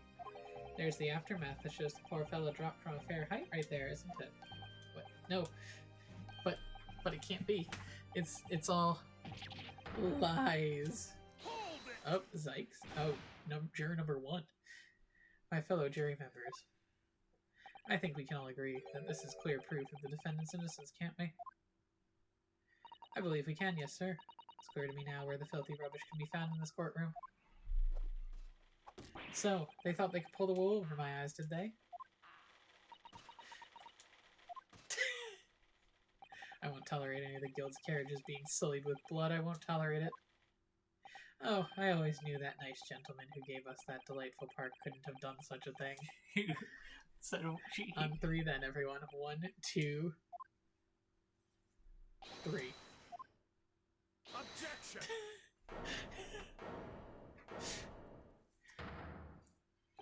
A chilling performance, Mr. McGilded. Oh, and what would you be referring to there now, Sir Lord Van Zykes?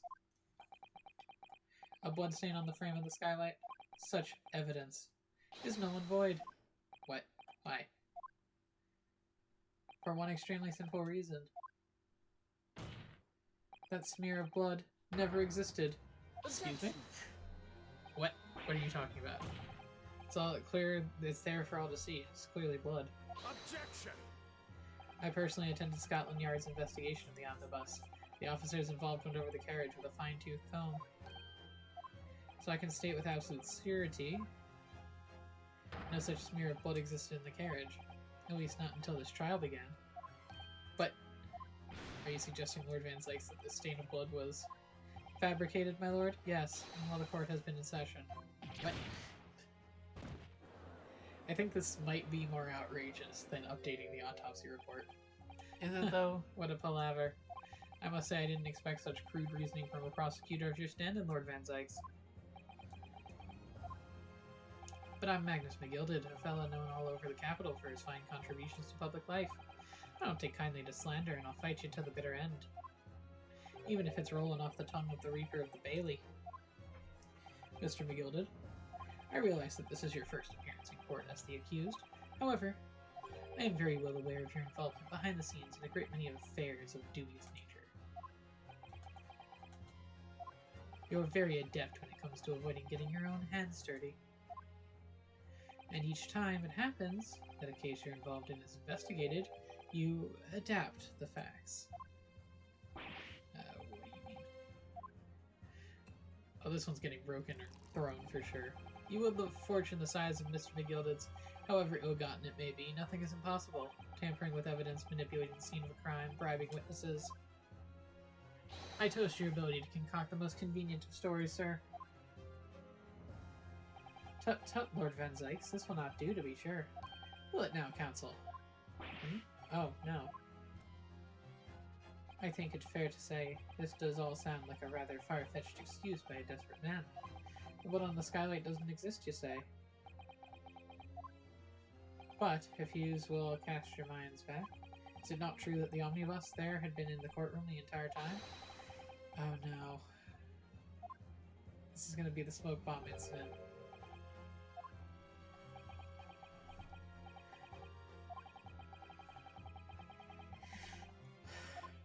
My learned friend. Here's to hearing your opinion on this matter, in your own words.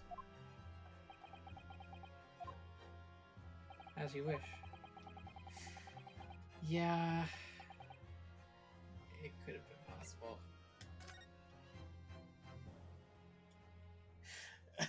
I'm gonna get my client fucking killed at this point.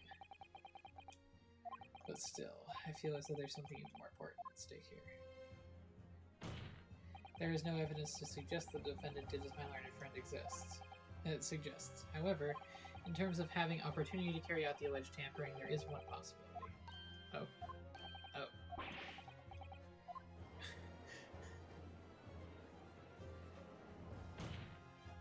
Yes, there is. It seems my learned Nipponese friend has no intention of running from this deceit. Deceit? I'm sure everyone still remembers clearly the recess that we were forced to take.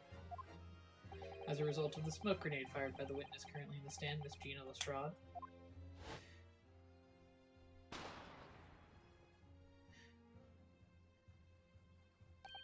What is going on?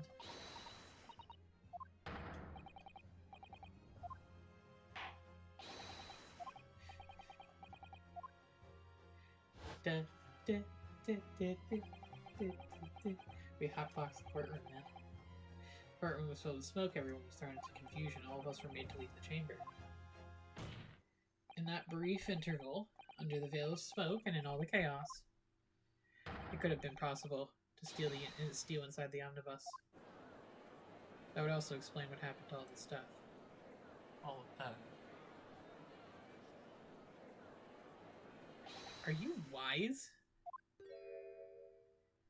What are you trying to pull, you You rotten feckless gouger. Feckless gouger? You're supposed to be defending me. This is a wicked plot. The plot to undermine me, so it is. Objection! Whatever you think this is, it changes nothing. The facts are the same. After this courtroom was evacuated earlier, as a result of the smoke grenade, a number of inconsistencies materialized in relation to the omnibus. Inconsistencies? Yeah, maybe don't bring the fucking crime scene into the courtroom. To start with, the storage compartment underneath the rear passenger seat. When the police investigated the omnibus, this compartment was full of the driver's items. Secondly, we have the smear of blood on the edge of the skylight.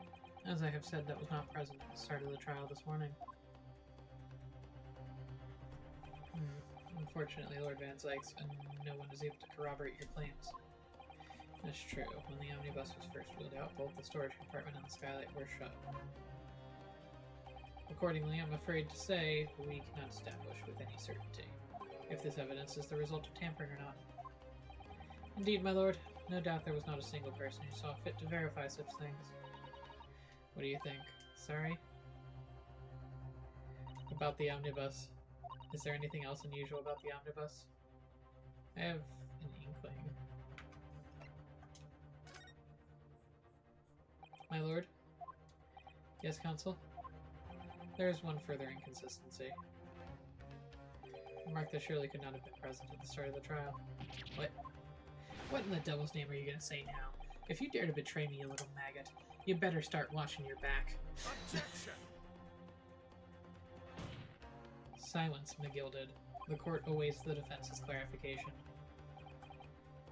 I'm going to get murdered by Jeff Bezos. Irish Bezos. What am I supposed to believe here? I'll have to ask you to elaborate, counsel.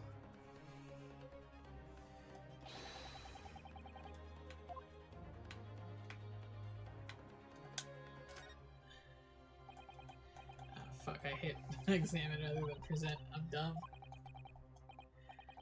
It's so obvious, yet they made no mention of it.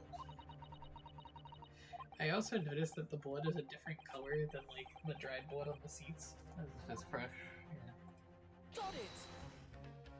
If we consider that the victim fell through the skylight onto the floor of the cabin, you would certainly expect to find signs of blood where he landed. But as far as I recall, this blood stain on the cabin floor was not there when the omnibus was first brought into the courtroom.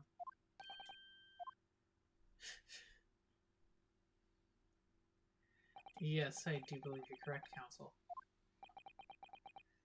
Well said. Although, as advocate for the defense, one might say that it was a very careless slip of the tongue.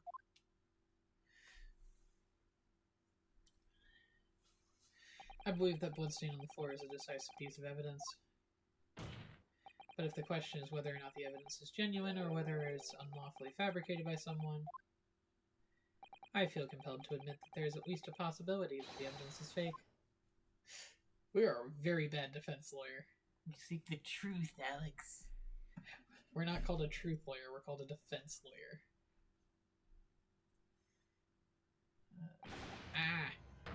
Oh, McGilda's going Super Saiyan. This trial is over. Mr. McGilda? I've done everything I possibly could to cooperate with the court, but 'tis all over now. He's going Joker mode, but you're the defendant. 'Tis over, I tell you. Memory, recollection, what people think they saw. 'Tis all nonsense. Facts are what counts, and the fact is the bloodstain is there now. Well... And over the course of this desperate trial, long and extremely drawn out as it has been, that good-for-nothing Reaper of the Bailey has failed to present any decisive evidence at all. He hasn't presented any evidence. Yeah. He just called us a liar. I'm scandalized, so I am. I thought better of Lord Van Zykes. Well, my lord? Are we even getting paid? No, we're getting paid in the exposure of being able to maybe defend people in the future in honor of Kazuma. I must concur with the defendant. The unaffirmed recollections of individuals cannot stay as evidence. and at the moment in time, the particular bloodstain in question is very much in existence. And in the absence of any credible method with which to prove its alleged previous non-existence, I regret to say that it would be improper for this trial to continue. Your lordship can't be serious. Lord Van Zykes, what is your position? The prosecution, my lord, has no further witnesses or evidence to present. Very well. In this case, I believe we have explored every possible avenue on this matter. I shall proceed to my adjudication. As a formality, I am of course obliged to confirm with the defense first. What formality? As things stand at the moment, it would seem that Mr. McGilded will be found not guilty.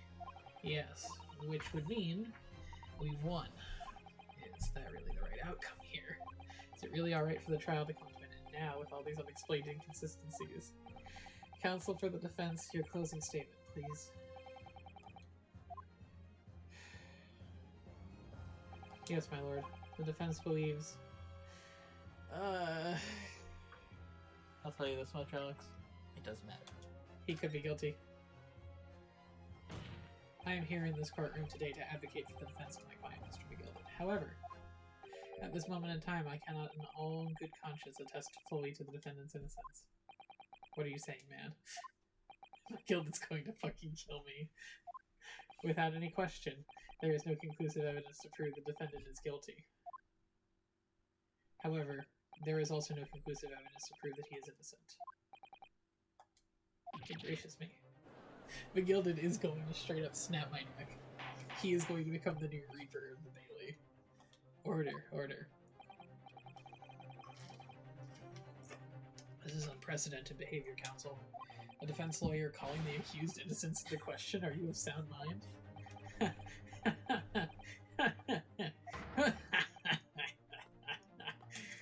Oh, it was a grand decision to appoint you as my lawyer, so it was a grand decision. What? I must say, I didn't expect quite such an exciting spectacle at the end there, but still. Here, have this for your troubles. Your job here is done, fella, and some fine work you've done, so you have... What do you mean? 'Tis just the right honorable gentleman so succinctly put it before. The trial can't go on anymore. And your closing statement there was, how did he put it now? Nothing more than a formality.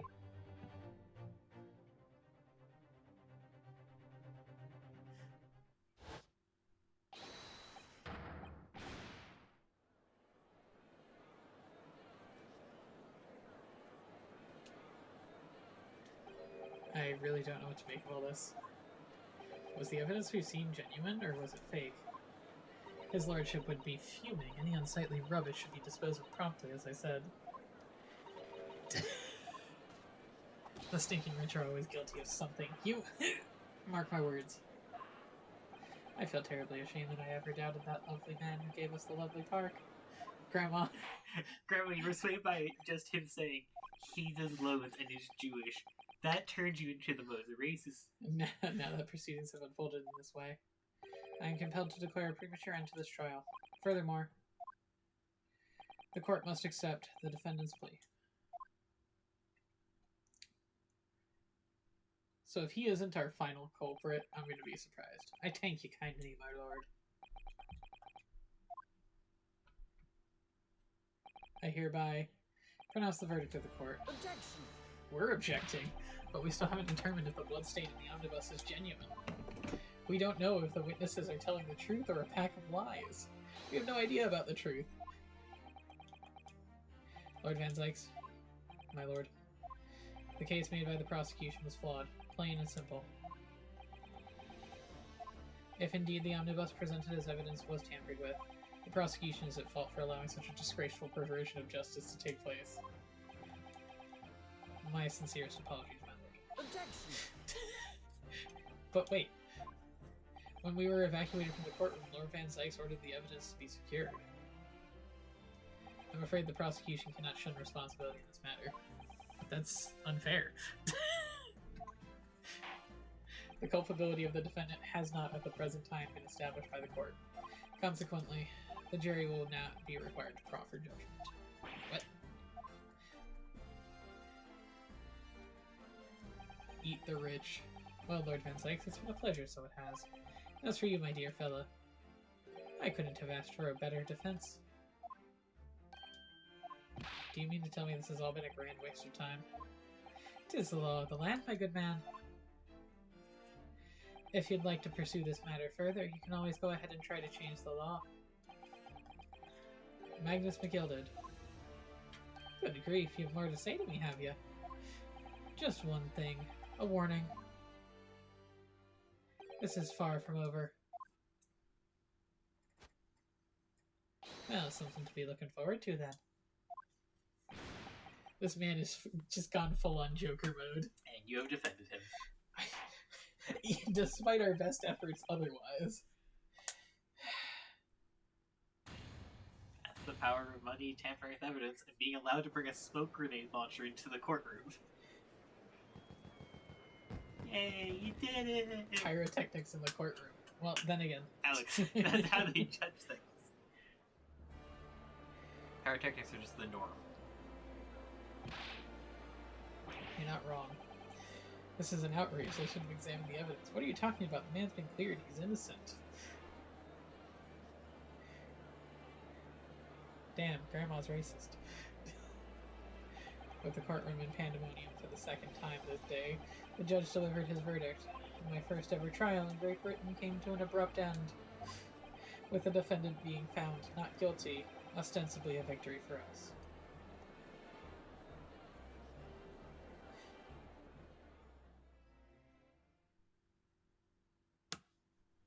Damn. Oh, Jesus.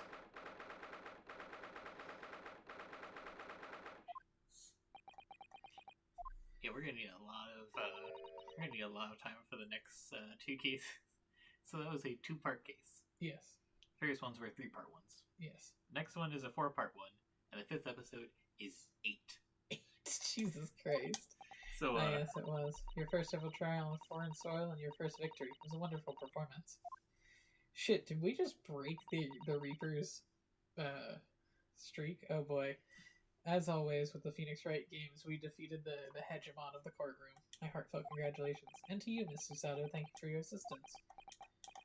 hey, Alex. I suppose we should be happy? You're getting prepared for the updated autopsy report, and so I got updated omnibus report, Alex. That's true, we did. The trouble is we're still completely in the dark about what actually happened. Well, we didn't have enough time. But isn't that wrong? I mean, who was actually responsible for Mr. Mason's death? We didn't even know that. The sole aim of the defense is to obtain a verdict that exonerates the defendant. You carried out your duty to perfection. Aye, that you did. Mr. McGilded. And that girl is with him too. I hope she doesn't smoke grenades again. Well, it seems the stories are true. Oh, what stories? 6 enormous fireworks they do be letting off there with a verdict of not guilty. I'm sure you must have seen them now. Spectacular, wouldn't you say? Yes, definitely. And Jen, to clarify, Magnus McGilded tampered with evidence inside the courtroom to make himself found not guilty because the prosecution couldn't... Supposedly, yeah. Allegedly, to throw around the YouTuber word. Allegedly tampered with evidence inside the courtroom to prevent it from being found guilty, as every bit of evidence was pointing to. I heard it was a sight to behold, and to be sure it was. Not of you to thank, I suppose, for having an opportunity to see it. I don't know about that. I'm not sure I really did anything. What on earth are you saying, fella? How did I walk out of there a free man, then? I don't think it was so much thanks to me as down to your planning. You're a straight-talking fella, aren't you? I must say, you had me astray in the head there once or twice. But you're young and headstrong. 'Tis water under the bridge. Okay, so good. We're not going to get a knife in our chest anytime soon. Congratulations, Mr. McGilded, on having your name cleared. But nothing's resolved. There's one thing that matters to me. Oh? Aye. They've all seen, but I didn't do the odious and obscene deed. 'Tis grand, is it not? I suppose it is. Now the fine fellows of Scotland Yard can take matters into their hands and sort out any wee details. They'll see it for what it is. They'll get to the truth. I have absolute faith in them, so I have. After all, I do be providing a good number of their wages with all the taxes I pay. Yo man, this man pays taxes? Maybe the Jeff Bezos comparison isn't correct. Listen, he might have potentially murdered someone, but he pays his taxes. He pays his taxes. So strictly speaking, he is like not like Jeffrey Epstein level bad. He's just like slightly better than Jeff Bezos bad. That's not that funny. So then, as we agreed beforehand, 1,000 guineas for your troubles, fella. Oh, no, I couldn't possibly accept that much. Be whist.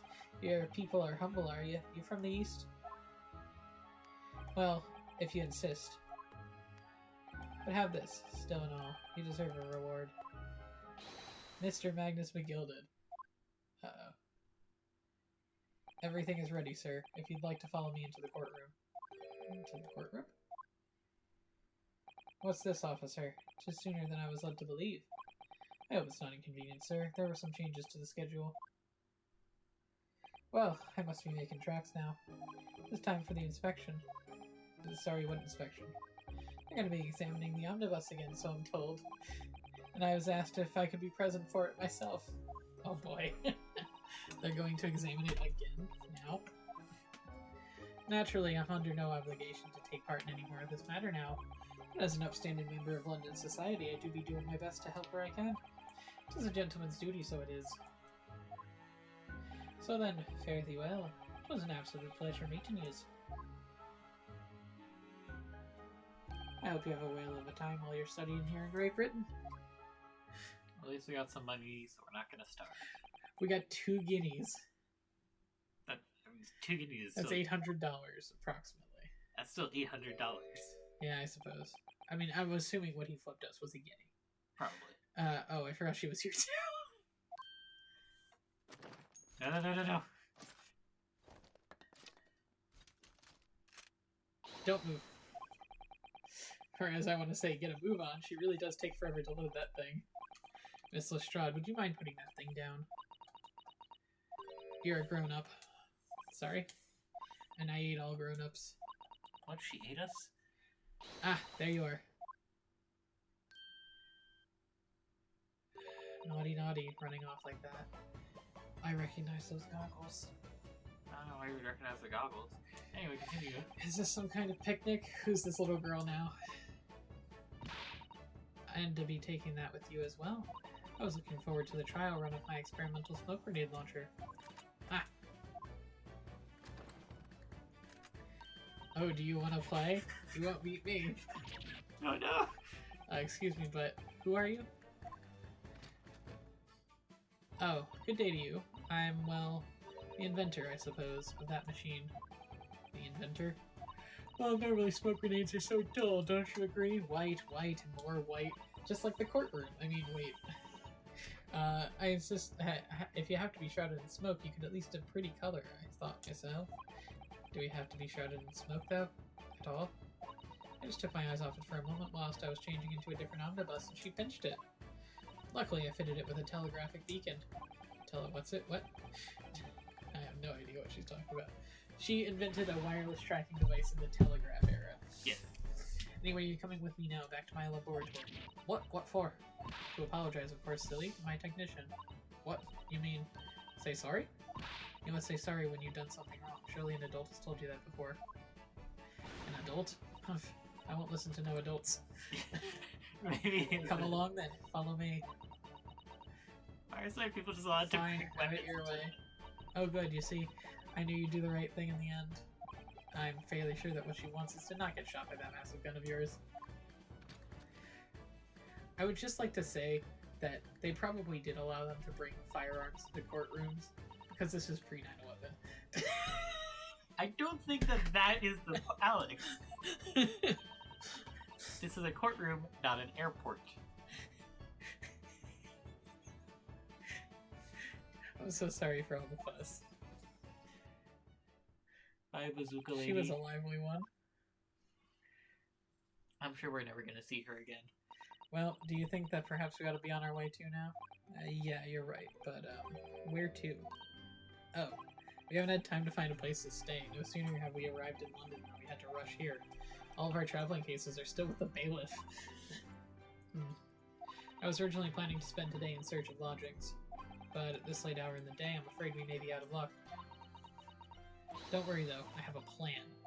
If worst comes to worst, I've heard of a lovely park where we could spend the night. Please tell me you're not thinking of the Gilded Park. I know it may be a little chilly at this time of year, but our youthfulness will see us through. Damn, we're about to be homeless lawyers. Hell yeah. I'm not so sure about that. I think a midwinter London night will freeze a young person solid just as easily as an elderly one. Oh dear, that doesn't sound agreeable. She's got the anime eye wobbles. Now I'm starting to regret turning Mr. Begilded down. That 1,000 guineas would have paid for a lovely warm room. Or mansion. That'd be amazing. And so, the trial to determine my worthiness for the study tour was over by the end of our first day in London. However, as we were soon to learn, there were more trying times ahead. Just as the Reaper of the Bailey had warned, the case was far from over. Oh shit, we're gonna continue. It's so Jover. We're Barack, baby. It's so Jover. An animation. Yes, I have animation. Get the fire! Oh shit. Water! Bring water, quick! What the? How did this happen? I don't know, sir. By the time I got here, it was already engulfed. No one was supposed to be allowed in here before. The Gilded Arson, the omnibus.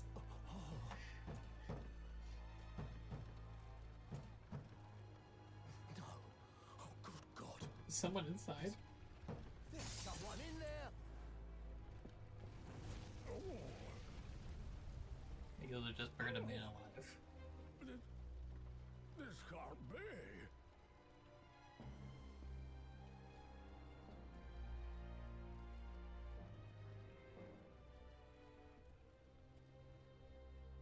Why do we bring the omnibus directly into the Gee, court? I wonder who did it. Yeah, I know, right? The question that I have is, who was inside of it? Like, do you think that, Also, the Gilded got someone burnt, not just stabbed one dude, but burned another one alive. my question is, do you think that the Gilded burned himself accidentally when he was trying to arson the omnibus? Well, maybe we'll find out. Yeah, The adventure of the clouded coco. yeah. But we should probably leave that for next time. Oh, We yeah. have 13 minutes left. No, we're gonna do the entire next case in 13 minutes. Let's go. Speedrun! Only 4 parts. We got that. It's only double the size of the last case, theoretically. Yeah. Also, episode 5 just sounds so fucking stupid. The Hound of Baskersville. The Yeah. Adventure of an Unspeakable Story. Yeah, it's the adventure of an unspeakable story. I'll admit this is a bit of a turning point for an Ace Attorney game. We just We've defended guilty people before, but we also got them to admit their guilt so that they didn't kill our friend. This is the first time the guilty got away with it because they don't know how to fucking secure a crime scene.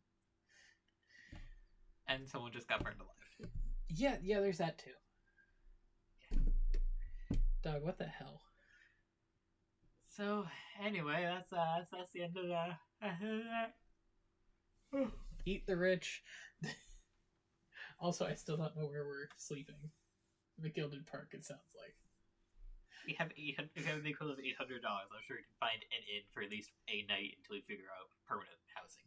Hopefully. Also, was there nothing set up for when we were supposed to come here? I guess not. Japan really just said, here's some boat tickets. Good luck out there, buddy. Let's find out before the stream is over. I mean, yeah, I suppose we could do the intro to it. Yeah. No, what? Get hyped up for next week. I begin to think, Wilson, Oh no. said Sholmes, turning his head languidly in my direction, that there is more to this case than that which we have No observed. shit, Sherlock or Sholmes. Indeed, No, still that there may be Sherlock. another part Sherlock. of the story that we are yet to discover. His eyes wandered, following the steam rising from his cup of herbal tea, Very interesting. leading him The tea to the killed distant someone. memory. That looks like a Same knife. evening, Listen, it To says the that young the, lady it says it's collapsed steam on from the the tea, pavement and then along there's by the a body. road, and to the knife in her back. The tea had a knife. Listen, it It was the the steam. steam from the tea, and then it probably showed a girl stabbed. This team had a knife. And under the cover of Gabe, the light Gabe fog, Newell's the responsible curtain for had this. risen silently on the insoluble mystery of our invisible killer. A real question: would Gabe Newell fake evidence? Yes, 1000%. Secondarily, would he His- burn someone alive? I don't know about that. I was gonna say, would he fake evidence? His fucking email is gay bad. Yes. Alright. Did you sleep last night, Mr. Naruhodo? No, not at all. It was an enormous hotel, wasn't it? The rooms were so luxurious, I felt like staying in a palace. With all the gaslight twinkling, it was brighter than the day, even in the middle of the night. What about those enormous beds? After my time in the SS Beria, I wasn't going to waste a single inch of that space. I spent the entire night rolling from one side of the mattress to the other. Oh yes, it really was the sort of night you can only dream of normally. Except, when I learned we owed £3 for the rooms, that dream quickly turned into a nightmare. Oops, sorry about that. The building was so impressive and the entrance so inviting that I just wandered in without thinking. In a lodging house in Japan, that some money would put a roof over your head for a whole year. Jesus Christ, is Japan bad. £3? Also, way back then. I know. I did try, but I'm afraid I couldn't help my tears when we were presented with the bill. I really am sorry. Well, never mind. We must find some more affordable lodging straight away, though. If we're not careful, our entire stipend will be... We have a stipend! London is a scary place. Ah, good morning to you at this early hour. He looks like he's a relative of Van Zykes. Maybe. Yes,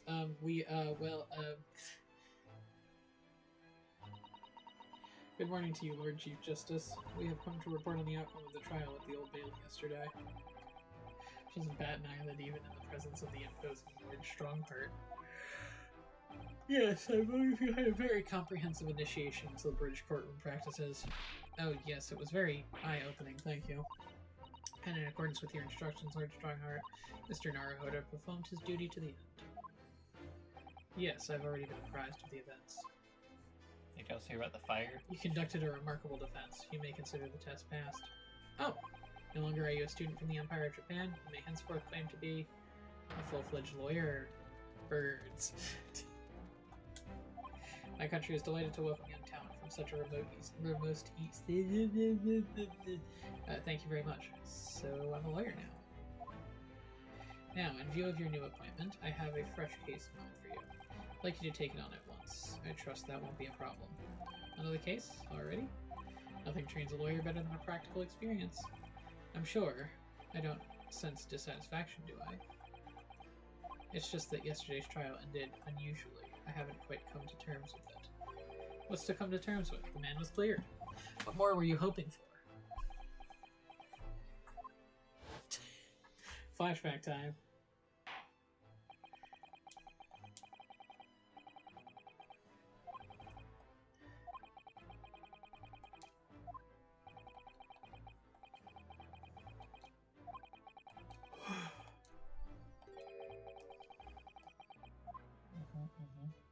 Yes, last time on.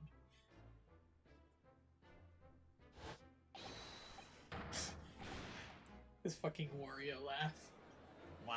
I mean, he really does look kind of like a British, or I guess Irish Wario. I can't help but wondering. Mr. McGilded really was innocent. Mr. Naruhodo.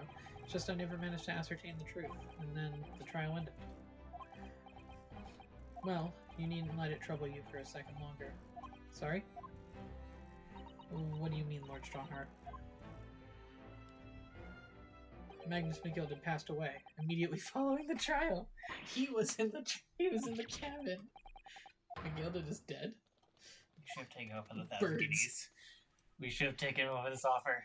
I have 19 minutes and 41 seconds until my next engagement. Time enough to talk.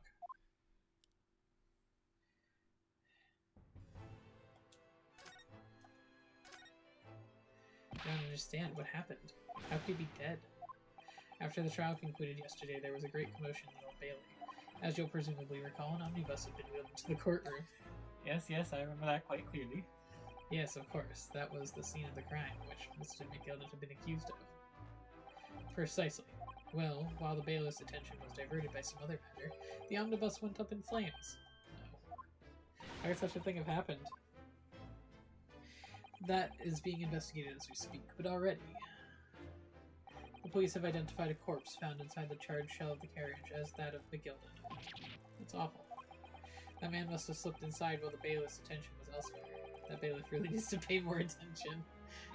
How could that have happened? That is also being investigated as we speak. Thinking back now, immediately after the trial, McGilden did mention going back into the courtroom to look at the omnibus. Damn, we really should have taken that 1,000 guineas. Yeah. Well, we found out who died. It was Magnus McGilden. At least I don't have to do any. Yeah, presumably. Because we never saw the face in the cutscene. I know, It wasn't on screen. That didn't happen. I'm just going to have to assume that he's dead, so I don't have to do that Irish accent again. Who was McGilden talking about? Never mind that now. The Yard is making a thorough investigation. This matter is no longer any concern of yours. Leave it to the police. Wait. Poor Mr. McGilden. Dun dun dun. So, how did you find the first taste of our country's Supreme Court? Oh, well, I don't know. I mean, it was, wow. Mr. Naruhodo means that the whole experience was steeped in the solemnity of Great Britain's long history. It's really a world apart from our own judicial system in Japan, which is only a few short decades old. Wow, Susato-san has such a way with words. And you seem to have a way of failing to find the right ones. Damn! The judicial system here is the what's with the birds? How many birds are back there? The judicial system here is the most advanced in the world. Learn all you can. The most advanced in the world, is it? It was fortunate. Our very first trial was a simple affair. As I believe I mentioned yesterday morning, it was a trial you couldn't lose. I don't mean to be contrary, Lord Strongheart, but that case was anything but simple. The circumstances of the case were so incriminating, I was stunned when I first heard them. In fact, I'm still finding it hard to believe that we managed to get a favorable verdict. Is something funny? No, my apologies. However, the fact is that you did receive the not guilty verdict you set out to achieve. And that can only be attributed to exceptional talent, wouldn't you agree? Well, I don't know about that. I'll just take the compliment. Well, never mind. You exceeded my expectations, I freely admit. That much is at least an undeniable truth. Which is precisely why I have prepared the new case for you, which I mentioned before. What was he going to say before? Could you perhaps give us some more details about the new case? Don't tell me it's a murder, and the trial starts in 10 minutes. Don't worry, it's nothing so alarming and quite so urgent as your last assignment. In fact, this case is completely different. Oh, I see. Did he just read my mind? That is to say, no one has died, as of yet. And the trial will not be today. There is plenty of time to research the case thoroughly. 23 hours, 43 minutes, and 19 seconds to be precise. So we got a day. Is everything alright? Oh yes, I'm just a little confused, that's all. Yesterday's trial was... well, it's left me wondering if I'm really cut out for being a lawyer. Oh, Mr. Naruhodo. I don't even know if I could face standing in that courtroom again after McGilden's trial. Ah yes, I nearly forgot. There was one similarity with yesterday's case. Knife. Once again, there is currently no one to advocate for the defense. Oh. The situation remains unchanged. The trial will start tomorrow with the defendant unrepresented. If that happens, I need not remind you of the inevitable outcome. But wait, they haven't been... There's no murder. The person has been stabbed and they're not dead as of yet. There's no murder, but if someone is in the hospital... We're assuming it's a stabbing. Your time is up. You'll have to excuse me. We I'm saw advised a you knife begin and open making his preparations back. for tomorrow. That was a Sholmes thing. I don't know. Maybe he's speaking poetically. Either way, a person is near death at the minimum. There's now but 23 hours, 26 minutes, and 39 seconds until the court sits. Last time you mentioned 23 hours, he said there was plenty of time. And one more thing. Mr. Naruhodo, there is something I should like to ask you. Oh, what is that? Yesterday, you remarked upon something. That you intend to see through the will of your late compatriot, Mr. Asogi. I would be interested to hear what exactly you mean by that. Inside 34 seconds. Oh well, Cosmo always used to say, you see, that he wanted to learn about how the greatest justice system in the world works so he can change ours in Japan. Now that he's gone, I'd like to work towards that myself. And there's another thing. Oh. Another thing? Continue. On the way here, on the steamship, he said something to me. There's something very important I have to do. Something very important. And what exactly would that be? He never had a chance to tell me. I suppose he would have done if he ever made it to Great Britain. You're out of time. Well, thank you for an enlightening discussion.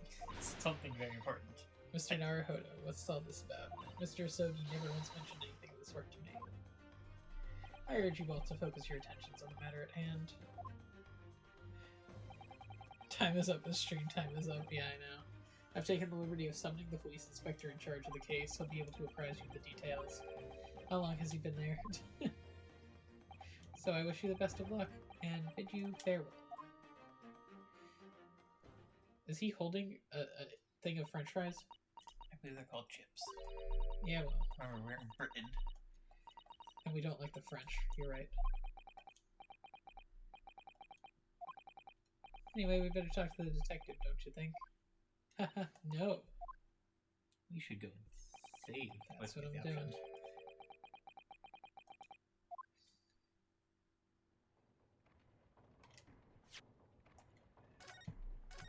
Well, we're on to case 4.